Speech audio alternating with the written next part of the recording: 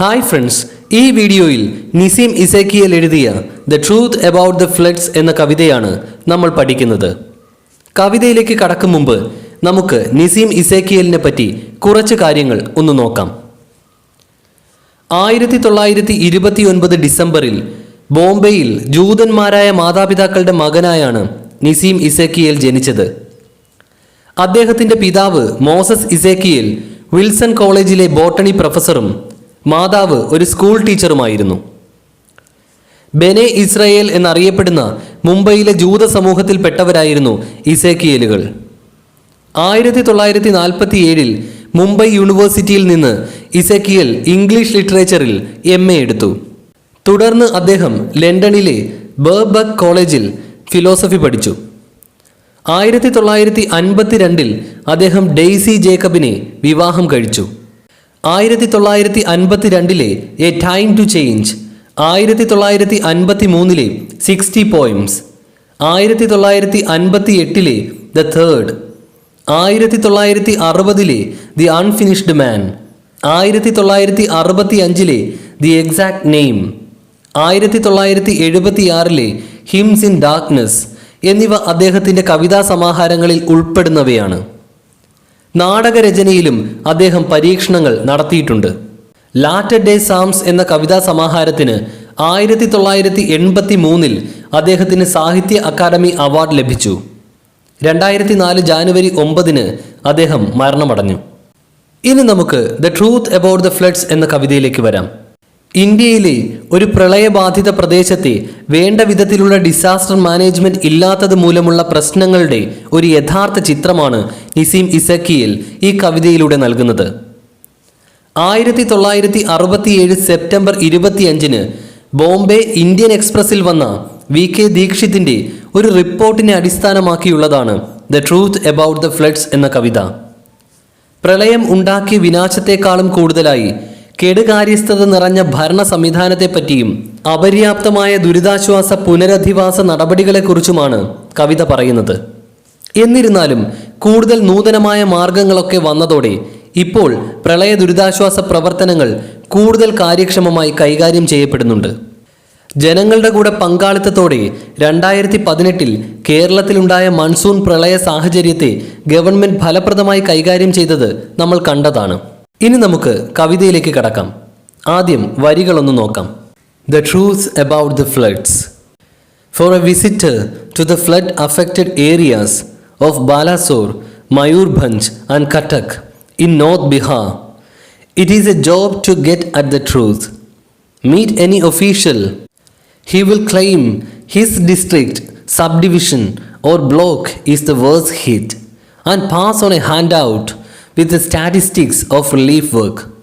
The village of Mandaspur, 9 miles from Balasore district, the granary of Orissa. Early morning, after 8 days of floods, paddy fields with knee-deep water. A villager speaks, I have 11 children. 2 I have left to the mercy of God. The rest are begging somewhere. I went to the village to find out the truth. All the houses are collapsed. Many were washed away. The men, women, and children were silent. They gazed at the sky. I had walked 2 miles in muddy water to reach the village. But the villagers would not tell me anything until I convinced them I wasn't a government official. The floods were sudden. The entire village was asleep. We heard a roaring sound and were engulfed. We took shelter on treetops. A relief party came at last. 5 students with a transistor, a tin of biscuits, a camera. The villagers ran to them. They slapped their bellies and whined. I have not eaten for 3 days. My husband has been washed away. My parents have abandoned me. My son is dying. I cannot find my daughter. Don't make a noise, said the students. Sit down in a circle. The villagers sat down in a circle. They did not say another word. The transistor was on. The biscuits were distributed. The camera clicked. Then the students left, humming the tune of a popular Hindi film song. I moved on and arrived at a swollen tributary. The boatman wouldn't ferry me across till I told him I wasn't a government official. I arrived at Arda, but the villagers wouldn't talk to me till I told them I wasn't a government official. At Bathapal, I heard the children wail with hunger. An atmosphere of despair pervaded the village. I asked the men to help me organize relief, but they turned their backs on me till I told them I wasn't a government official. The district authorities at Balasore admitted they had failed, but they claimed they could not have done better. Nature, they said, had conspired against them. Write the truth, they said, in your report. And so I did. ഇതാണ് വരികൾ. ഇനി നമുക്ക് വരികളുടെ അർത്ഥം നോക്കാം. കവി പ്രളയബാധിത പ്രദേശങ്ങൾ സന്ദർശിച്ച് അനുഭവം പറയുന്ന തരത്തിലാണ് ഈ കവിത. ഫോർ എ വിസിറ്റർ, ഒരു സന്ദർശകനെ സംബന്ധിച്ചിടത്തോളം ഏത് സ്ഥലത്ത് വന്ന സന്ദർശകനാണ്? To the flood affected areas of Balasore, Mayurbhanj and Cuttack. ബാലാസോറിലെയും, ബാലാസോറിൻ്റെ മറ്റൊരു പേരാണ് ബലേശ്വർ, അതുപോലെ മയൂർഭഞ്ചിലെയും കട്ടക്കിലെയും പ്രളയബാധിത പ്രദേശങ്ങളിലേക്ക് വന്ന ഒരു സന്ദർശകനെ സംബന്ധിച്ചിടത്തോളം. അടുത്തതാണ് ചെറിയൊരു പ്രശ്നം. ഇൻ നോർത്ത് ബീഹാർ, വടക്കൻ ബീഹാറിലെ എന്നാണ് പറഞ്ഞിരിക്കുന്നത്.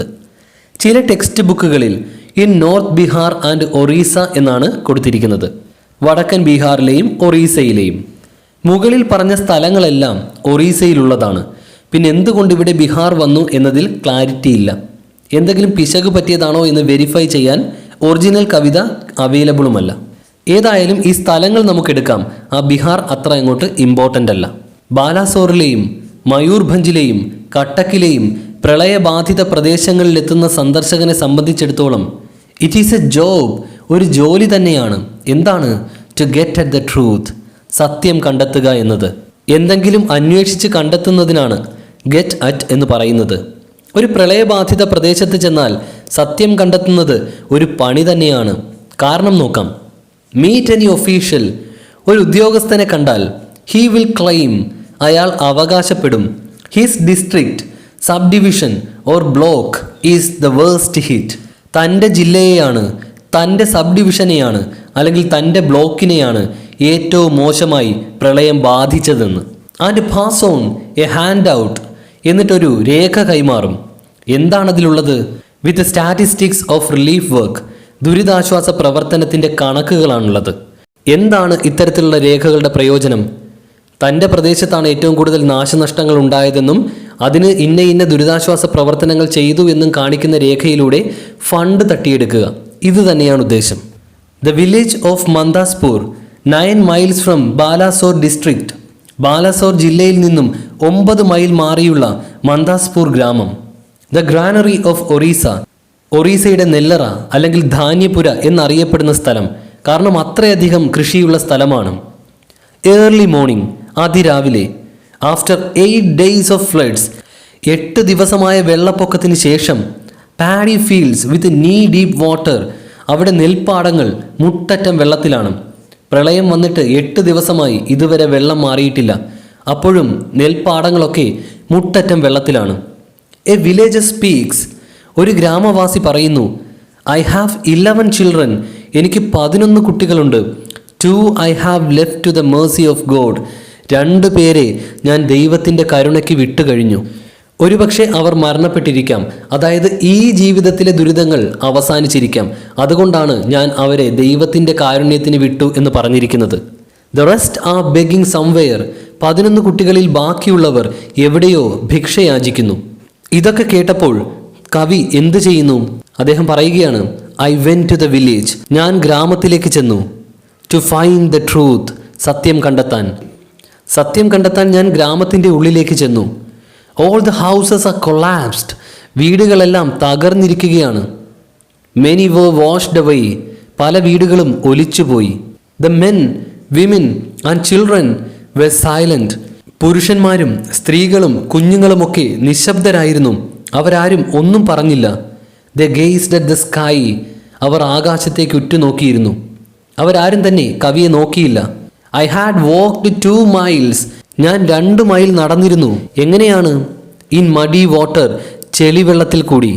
ടു റീച്ച് ദ വില്ലേജ്, ആ ഗ്രാമത്തിലെത്താൻ. ഞാൻ 2 മൈൽ ദൂരം ചെളിവെള്ളത്തിലൂടെ നടന്നാണ് ആ ഗ്രാമത്തിലെത്തിയത്. ബട്ട് എന്നാൽ the villagers would not tell me anything. ആ ഗ്രാമവാസികൾ എന്നോടൊന്നും പറഞ്ഞില്ല. അവർ എന്നോടൊന്നും മിണ്ടിയില്ല. Until I convinced dum.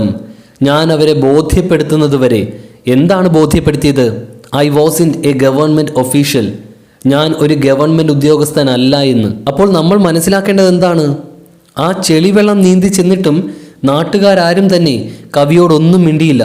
കാരണം അവർ കരുതിയത് അദ്ദേഹം ഗവൺമെൻറ് ഉദ്യോഗസ്ഥനാണെന്നാണ്. അങ്ങനെയല്ല എന്ന് മനസ്സിലായതിനു ശേഷമാണ് അവർ മിണ്ടിയത്. അപ്പോൾ ഗവൺമെൻറ് ഉദ്യോഗസ്ഥരെ എത്ര വെറുപ്പോടെയാണ് ജനങ്ങൾ കണ്ടിരുന്നത് എന്ന് നമുക്ക് മനസ്സിലാക്കാം.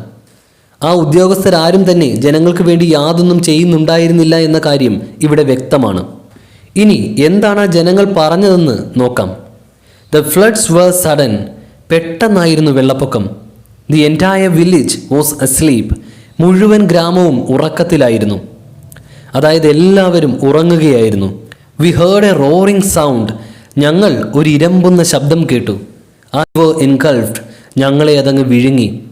ഞങ്ങളെ അത് മൂടി. We took shelter. ഞങ്ങൾ അഭയം തേടി. എവിടെയാണ്? ഓൺ ട്രീ ടോപ്സ്, മരങ്ങളുടെ മുകളിൽ.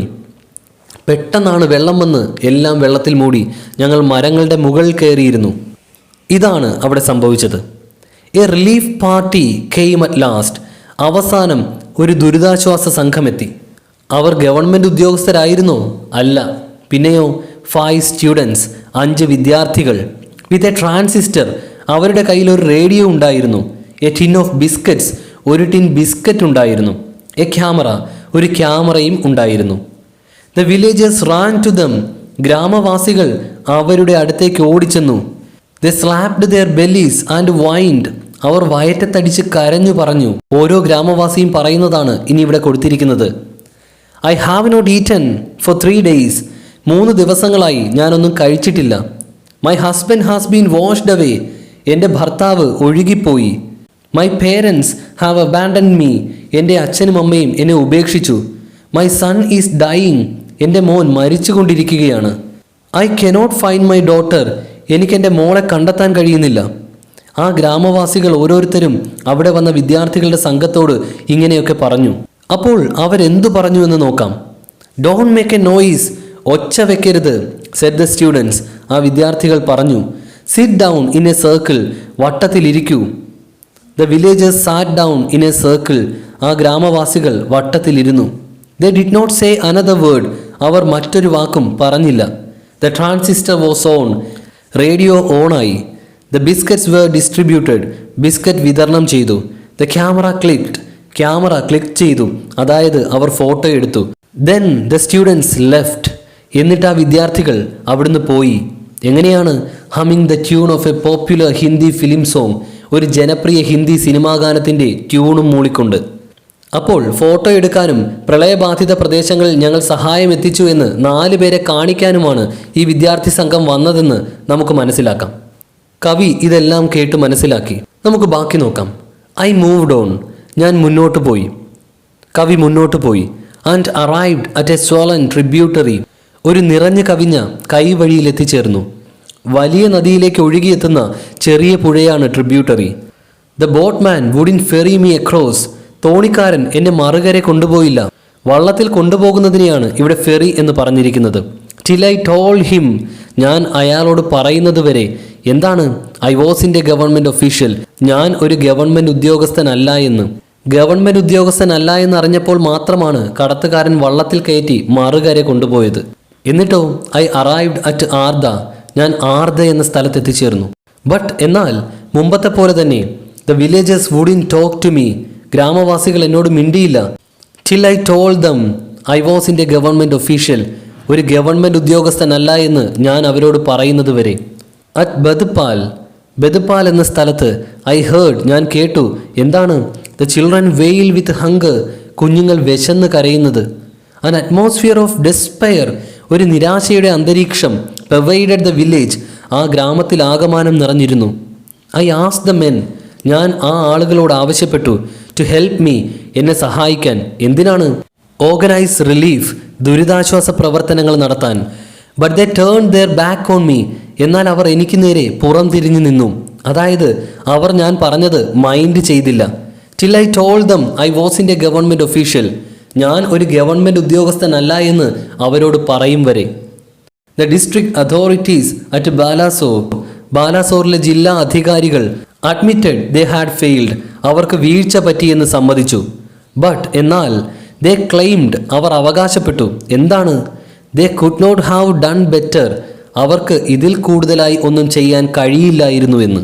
നേച്ചർ ദേ സെഡ്, പ്രകൃതി അവർ പറഞ്ഞു, ഹാഡ് കൺസ്പയർഡ് അഗെയിൻസ്റ്റ് ദം, അവർക്കെതിരെ ഗൂഢാലോചന നടത്തിയെന്ന്.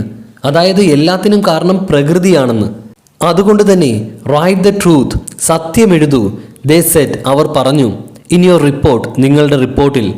ആൻഡ് സോ ഐ ഡിഡ്, അങ്ങനെ തന്നെ ഞാൻ ചെയ്തു. പ്രകൃതി കാരണമാണ് ഇങ്ങനെ സംഭവിച്ചത്. അധികാരികൾ അവരെ കൊണ്ട് പറ്റുന്നതെല്ലാം ചെയ്തു. ഇതാണ് ജില്ലാ അധികാരികൾ എഴുതാൻ പറഞ്ഞ സത്യം. എന്നാൽ കവി യഥാർത്ഥ സത്യം തന്നെ എഴുതി. അധികാരികളുടെ വീഴ്ചയെപ്പറ്റി ഈ കവിതയിൽ നമുക്ക് വ്യക്തമായി കാണാം. ഇത്രയുമാണ് കവിത.